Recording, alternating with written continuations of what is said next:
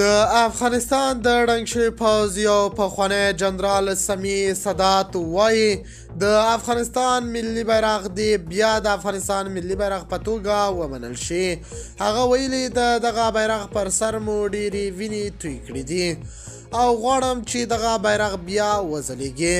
دغه بیرغ مو د دنیا په هر کنج کې ځلولی دی او له طالبانو مې غوښتنه هم دا ده چې افغانستان درې رنګه ملي بیرغ دی ومني. د باور ټي وي چینل درنو لیدونکو سلام، ستړي مشئ، وخت مو په خیر.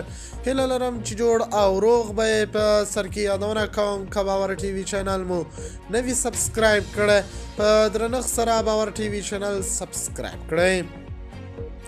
هغه وایي د هیواد درې رنګه ملي بیرغ د غرور، اقتدار او ویاړ نښه ده. ملي بیرغ د یووالي د سمبول په توګه پیژندل کیږي چې د افغانستان درې رنګه ملي بیرغ هر رنګ یې ځان ته جلا جلا ارمانونه او معناګانې لري.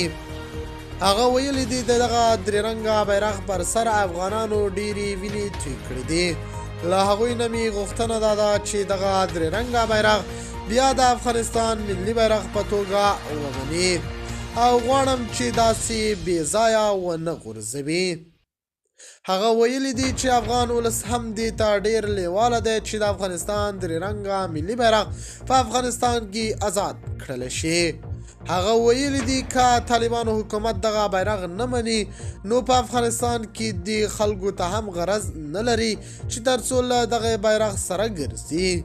هغه ویلي دي چې ډېر خلک مې ولیدل چې وټکول شول. د باور ټي وي چینل درنو لیدونکو دا و زموږ ته دې مهال چمتو کړی خبر.